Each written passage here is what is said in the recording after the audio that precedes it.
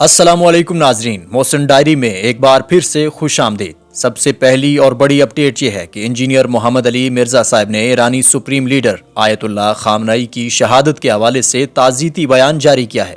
हालिया Sunday session में engineer Mohammad Ali Mirza साहब ने कहा कि आयतुल्लाह खामनई की शहादत पे ईरानी अवाम से ताज़ियत करते हैं और दुआ करते हैं कि अल्लाह ताला उनकी शहादत को कबूल फरमाए। रमज़ान मुबारक 1447 हिजरी पूरी दुनिया के मुसलमानों के लिए इस एतबार से गमनाक साबित हुआ कि 26 फरवरी 2026 को पाकिस्तान और अफ़गानिस्तान की जंग शुरू हुई और उसके 2 दिन के बाद अमेरिका और इसराइल ने मिलकर ईरान के ऊपर अटैक किया। और आज सुबह ही तस्दीक कर दी है ईरान के ऑफिशियल टीवी चैनल ने कि जो उनके आयतुल्लाह हैं सुप्रीम लीडर अली खामनई रहमहुल्लाह ताला, वो अमेरिकन हमले में शहीद हो गए। अल्लाह ताला उनकी शहादत को कबूल करे और जो उनके लवाहिकीन हैं उनको सब्र दे। और ज़ाहिर है कि पूरी कौम, ईरानी कौम उनको रूहानी पेशवा भी मानती थी और सियासी लीडर भी। उनके लिए एक तकलीफ दह चीज़ है। हम पूरी ईरानी कौम के साथ इजहार यकजहती करते हैं और ताज़ियत का इजहार भी करते हैं अपने इस प्लेटफॉर्म से। इंसानियत का जो ये कत्लेआम हो रहा है अमेरिका की सरपरस्ती में, और इसमें आलाकार इसराइल भी बना हुआ है और बीच में किसी हद तक इंडिया भी शामिल है और अफ़गानिस्तान भी, इसको हम कंडेम करते हैं। अल्लाह ताला मुस्तकबिल इंसानियत का बेहतर करे, बिलखुसूस मुसलमानों का। अपने इसी बयान में इंजीनियर मोहम्मद अली मिर्ज़ा साहब ने मजीद कहा कि मुझे खदशा है कि ये जंग वर्ल्ड वार 3 की शक्ल अख्तियार कर सकती है। पाकिस्तान पर अफगानिस्तान के हमले और फिर 2 दिन बाद इसराइल और अमेरिका के ईरान पर हमले से वाज़ेह होता है कि ये एक पूरी प्लानिंग के तहत किया गया। अफगानिस्तान, इंडिया, इसराइल और अमेरिका सब इसमें शरीक हैं। और ये जंग जो अब मुसल्लत हुई है मुसलमानों के ऊपर, ऐन मुमकिन है कि ये 3rd वर्ल्ड वार की तरफ मामला चला जाए, क्योंकि मुझे नहीं लगता कि अब इतनी आसानी से ये जंग रुकेगी। अल्लाह करे कि रुक जाए। जंगें कोई अच्छी चीज़ नहीं है। जून 2025 के अंदर जो ईरान और इसराइल की जंग हुई थी, अल्टीमेटली वो ऑलमोस्ट 12 दिनों के बाद रुक गई थी। और उस वक्त इसराइल और अमेरिका के जो मकासद थे वो हासिल नहीं हो सके। कुछ तो उन्होंने हासिल कर लिए, कुछ नहीं हासिल हो सके थे। उसी वक्त से ये खतरा था कि ये दोबारा से अटैक करेंगे और भरपूर अटैक करेंगे। मैंने ऑलमोस्ट 1 महीना पहले इस हवाले से डिस्कशन की थी कि मुझे नहीं लगता कि अमेरिका और इसराइल टलेंगे जब तक कि वो ईरान के ऊपर दोबारा से हमला करके अपने मकासद को पूरा ना करें। ईरान ने सारी शराइत मान ली थी अमेरिका की, इवन जो पहले वो शराइत नहीं मानता था वो भी मान ली थी।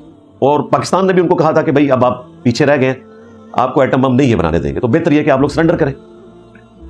तो ईरान ने ये चीज़ मान ली थी कि ठीक है, हम सिर्फ पीस पर्पस के लिए अपने इन मामलों को लेकर चलेंगे और एटम बम नहीं बनाएंगे। और हमारे तो सुप्रीम लीडर ने, जो अब शहीद हो चुके हैं, आयतुल्लाह अली खामनई रहमहुल्लाह ताला, उन्होंने तो बाकायदा 2004 में फतवा दिया था कि एटम बम बनाना हराम है। तो हम तो इसे इंसानियत के लिए एक जहर कातिल समझते हैं, चाहे वो केमिकल वेपन्स हो चाहे एटॉमिक वेपन हो। तो जो आपको ख़तरा है कि हम कैपेबिलिटी रखते हैं और मुस्तकबिल में बना सकते हैं, हम उससे भी पीछे हटते हैं और आपकी तमाम शराइत मानते हैं। बेसिकली ईरान को उन्होंने ख़त्म करना है और उसके लिए बहाना कोई भी रखे।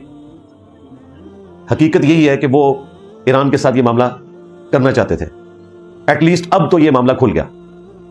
पहले मैं भी ये समझता था कि शायद ईरान अगर अपने उस प्रोग्राम के पॉइंट ऑफ व्यू से अमेरिका की शराइत मान ले तो अमेरिका पीछे हट जाएगा, लेकिन ऐसा नहीं हुआ।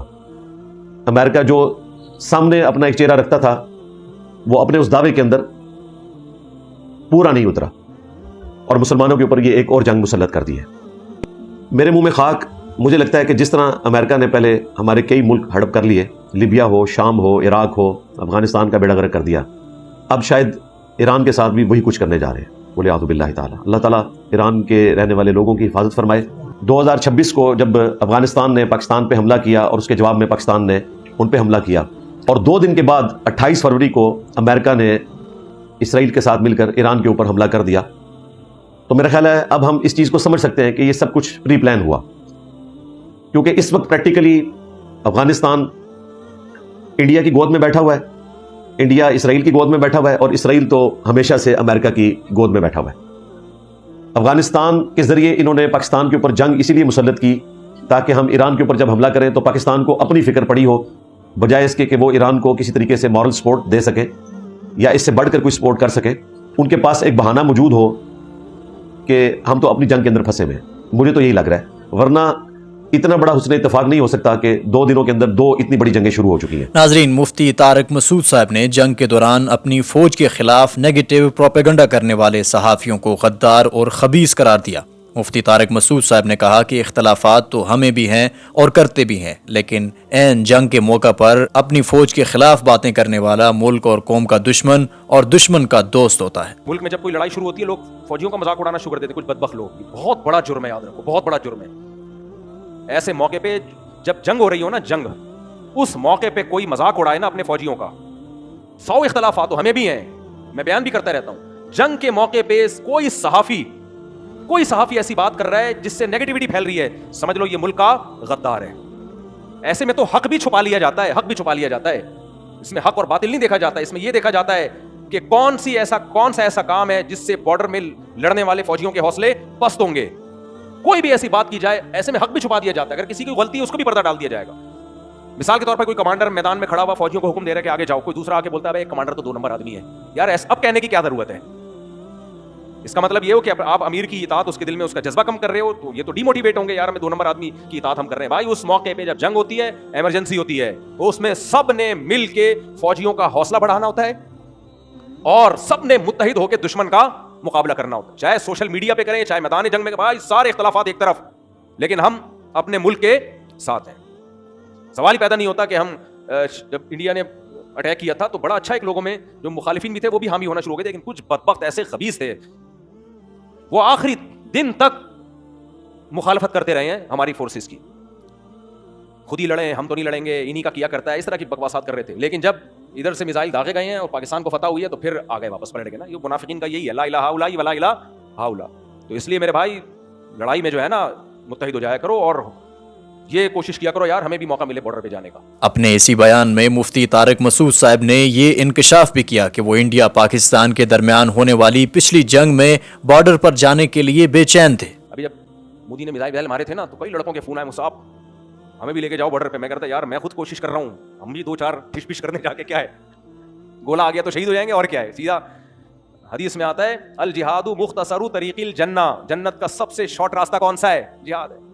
वैसे हमारे कौन से इतने अच्छे अमाल हैं, वहाँ लित्तर लगने का ज्यादा खतरा है हम सबको, तो सबसे आसान रास्ता ये। तो बॉर्डर पे लड़ाई हो, फौजी कमजोर पड़ रहे हो, हर नौजवान का जज्बा होना चाहिए मुझे भेजो यार। लेकिन अल्लाह का शुक्र है जब ये बुनियानु मरसूस ऑपरेशन हुआ तो बहुत से नौजवानों का जज्बा था, मेरा अपना भी जज्बा था, लेकिन कोई लिंक ही नहीं मिल रहा था किधर से जाए। मैंने कहा यार मजा नहीं आ रहा था, खुदा की कसम बिस्तर पे मजा नहीं आ रहा था यार, उधर जाओ यार, 2-4 मिसाइल तो दागो ना जाके, उंगली कटा के ही शहीदों में नाम लिखवा दो। तो ऐसे मौके पे ये जज्बा होना चाहिए। बेगैरत किस्म के जो सहाफी बकवासात कर रहे हैं ना, इनकी मत सुनो इस मौके पे। कुछ बेगैरत सहाफी हैं, वो गंद ही उनके मुंह से हमेशा गूं ही निकलेगा। बाकी जब जंग खत्म हो जाए फिर लड़ो आपस में, वो तो हम लड़ रहे हैं, अल्लाह का बड़ा फजल है, सियासी लड़ाइयां भी होंगी, वगैरह वगैरह भी होगा, तो फिर लड़ो आपस में। दुश्मन के सामने क्या है, एक